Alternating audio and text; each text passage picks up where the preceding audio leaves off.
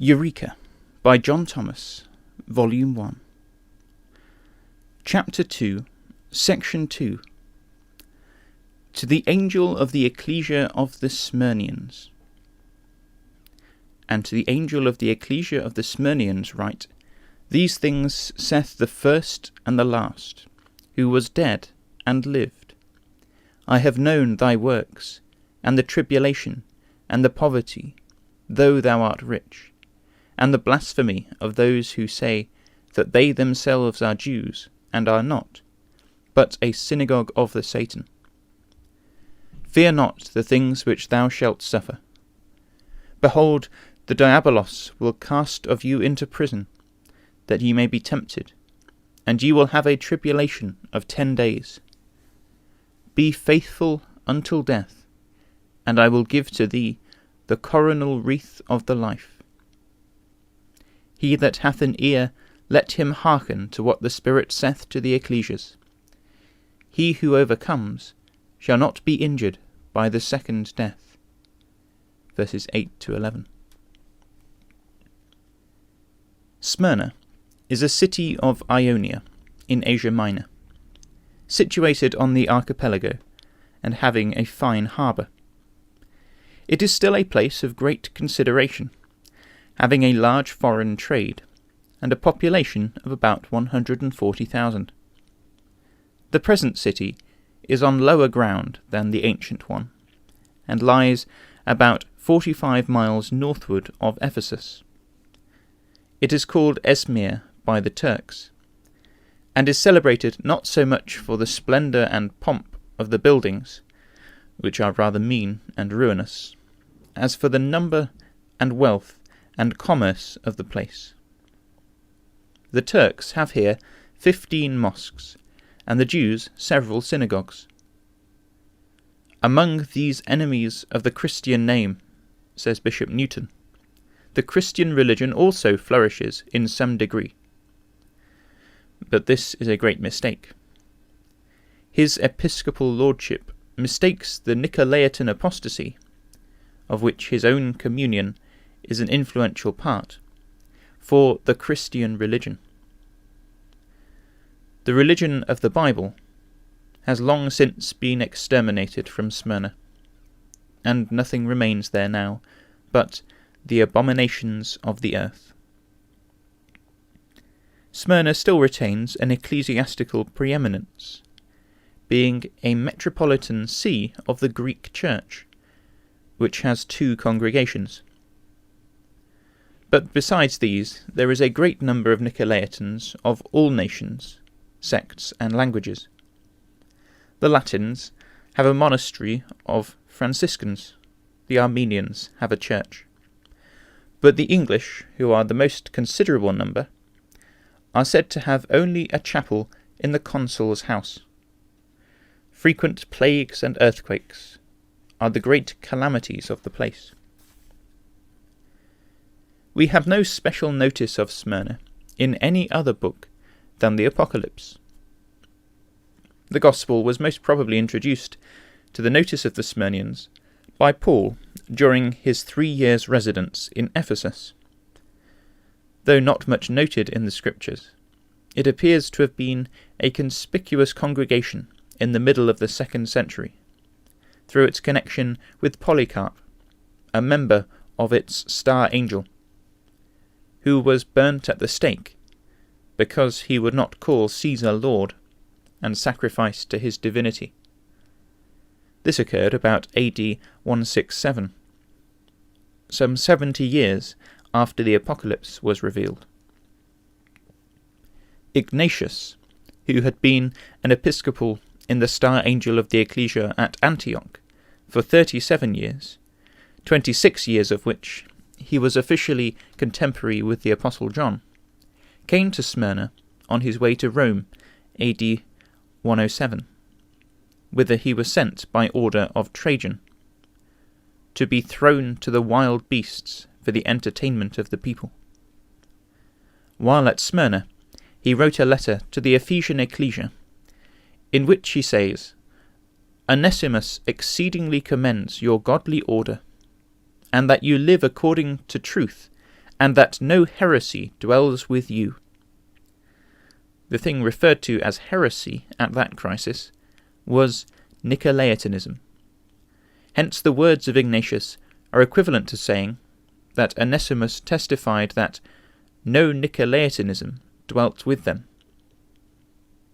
It had not then, as yet, got into the Ephesian ecclesia, as the Spirit testified some 11 years previous, saying, Thou hatest the deeds of the Nicolaitans, which I also hate. But in the same letter he says, Some indeed, with much ostentation, make specious but fallacious pretensions, whose works are unworthy of God, whom you ought to avoid as wild beasts, for they are raging dogs, biting in secret, whom you should shun as being persons very difficult to be cured. One physician there is, bodily and spiritual, begotten and unbegotten, deity appearing in flesh, in immortal true life, both from Mary and from deity, first suffering, afterwards impassible.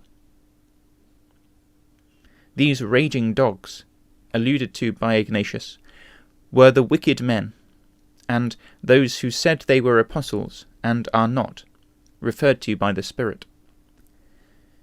The Ephesians could not bear them, and on examining their specious but fallacious pretensions, as Ignatius terms them, found them liars. It appears from this letter that some of these pretenders to apostleship and teachers of Nicolaitanism went to Ephesus from Smyrna. I have known, says he, some who went from this place, whom you did not suffer to sow tares among you.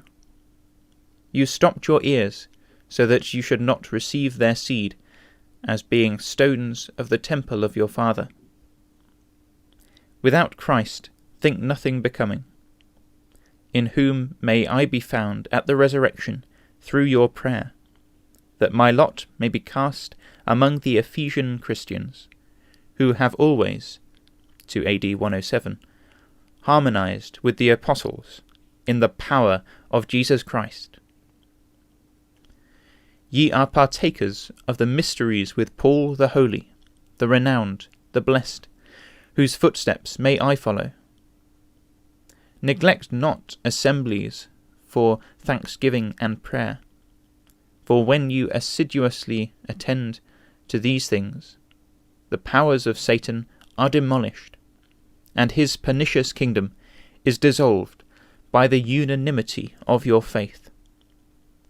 Remember me, as Jesus Christ also does you, as evinced by the apocalyptic epistle.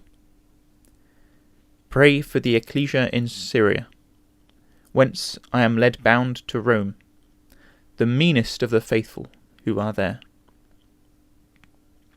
In regard to the angel of the Smyrnian ecclesia, the exposition already before the reader, in relation to the 7 stars, and the angel of the Ephesian congregation, makes any further remark unnecessary.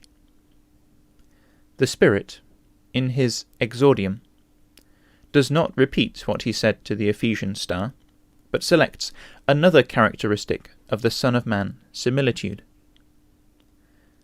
These things that follow saith the first and the last, who was dead and lived.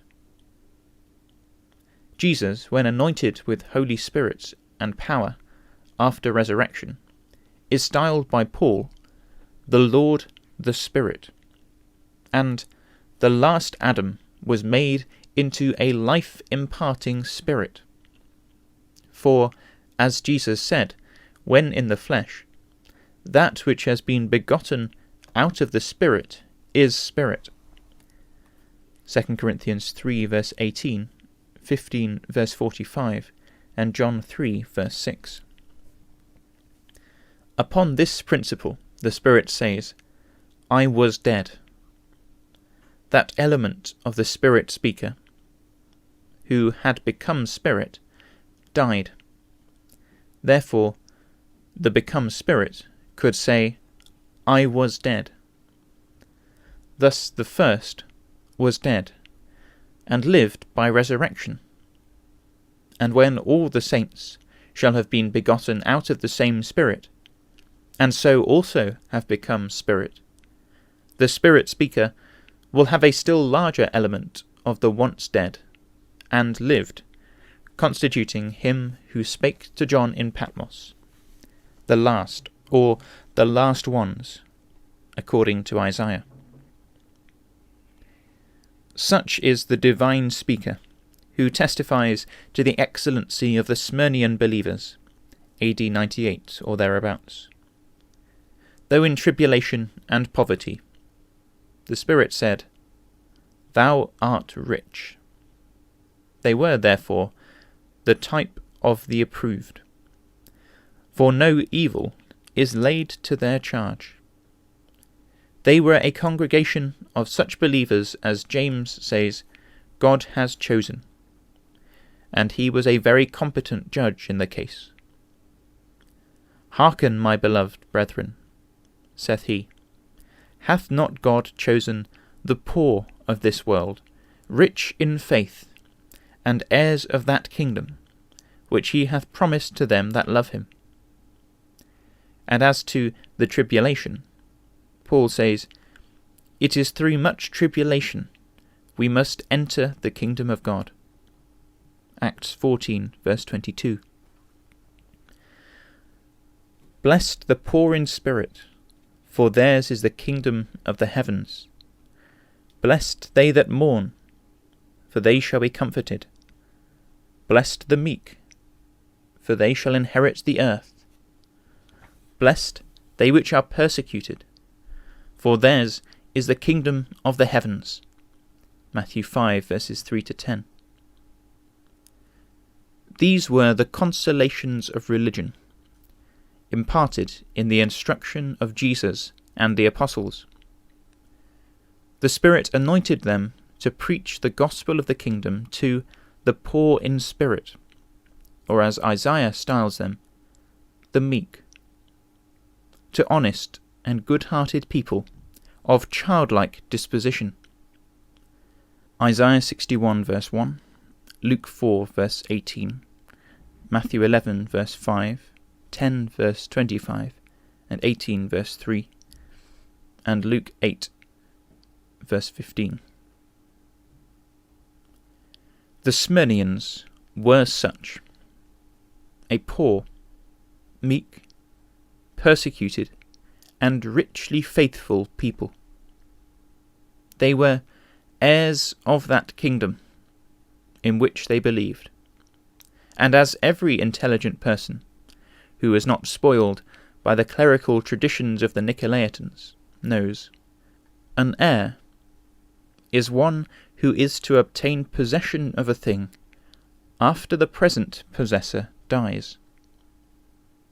So the Smyrnians were not present possessors of the kingdom, but living in hope of some time or other coming into possession of the kingdoms of this world, when the Satan, the present and actual possessor of them, shall be forcibly ejected. They were heirs of these kingdoms, patiently waiting to possess them, when they shall become the kingdoms of Yahweh and of his anointed, that is, of Jesus and his brethren, illimitably anointed with the effluence of the eternal Spirit, and thereby constituted the Yahweh Elohim Almighty, who, having conquered them in the war of his great and terrible day, shall reign over them during the aeons of the aeons, or the 1,000 years. Revelation 11 verse 15, 16 verse 14, and 20 verses 4 and 6. The Smyrnians did not entertain the silly and absurd notion, so characteristic in our day, of clerical craziness, that they were either the kingdom itself or in the kingdom.